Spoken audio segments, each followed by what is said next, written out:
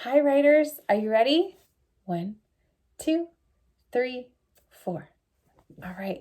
So we have been talking about how poets use big feelings to write their poems. We've also been talking about how we use poet eyes, right? So we take ordinary things and we look at them in different ways. So we were comparing this to something that's like a shark or something with like a bird with a sharp beak, right? So we were comparing the scissors to something else.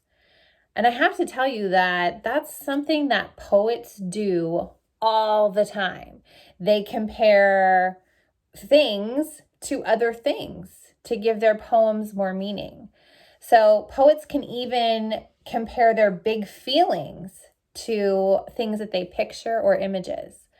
So today what I wanted to teach you is that one way that poets make meaning in their poems is to compare an object or a feeling to something else.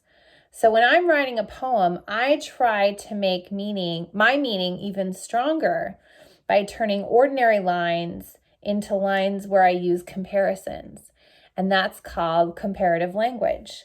So I want to show you some ordinary language, and I'm going to show you another way you could say the exact same thing using a comparison. So let's look. All right, so here is my 2 columns. I have ordinary language down on this side, and I've got comparative language over here. So remember, comparative language is comparing it to something else to help us picture it in our mind better. So the first one is the kids kept jumping up to say more ideas. So I want you to think about us in the classroom, and when I say, okay, give me some more ideas, and kids are just jumping out of their seats. So I'm thinking about, what does that look like? What does that make me think of? And that really makes me think of popcorn, right? Popping up and opening up. And so I changed it. So I said, ideas popcorned around the classroom, right? Over here I have, my heart was happy. So I want to think, what does that make me think of? What can I compare it to? So instead of my heart was happy, my heart was full of sunshine. So that really helps the reader kind of feel and see what you were really thinking. This is just for teachers, right? When I get to school early, the classroom is quiet. So I think, what is that like? What can I compare it to? When I get to school, the classroom is sleeping. So is the classroom really sleeping? No, it's not alive. It's not sleeping. But I can compare it to something, and that will really help my reader feel what I'm trying to convey. So we have the sky is blue, and I think about, what else is blue? The sky looked as blue as her eyes. How about, he felt sad? So I thought, what's something that's sad? What's something that's sad that I can compare it to? He felt as sad as the last piece of candy. Isn't that sad when you get down to the last piece of candy? That's sad. And then I thought about, the clouds are puffy and white. Well, what could I compare them to? The clouds are like what? Clouds are like cotton balls in the sky. And then she was really shy.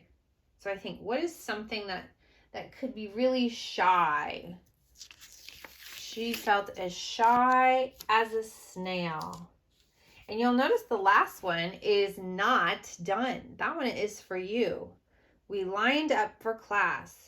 So when we line up after lunch or after recess, what do you picture in your mind? What's something that you can compare it to, that you see as a picture that you can say instead of just, we lined up for class?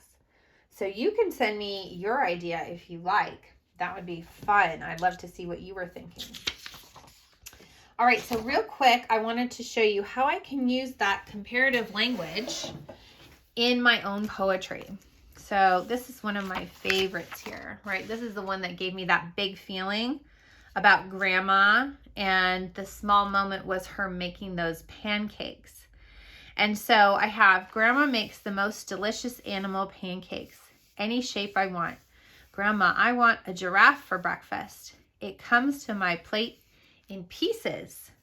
So I was thinking, what else comes in pieces? And I think about puzzles. Puzzles come in pieces. So it comes to my plate in pieces, like a puzzle. Ooh, like a puzzle? Maybe like a yummy puzzle, or maybe like a delicious puzzle. Oh, now I feel like I really want to redo this one, right? I'm thinking this one needs some good line breaks too, right? I need to change it up so it has more line breaks and it has that music to it. So that's what we're working on today. We're working on making comparisons. And let's take one last look at that chart that we've been working on. So look at everything that we have been working on so far. We've been working on using precise words, showing and not telling, using line breaks and repetition, deciding on the mood of the poem, and now we're working on comparing a feeling or object.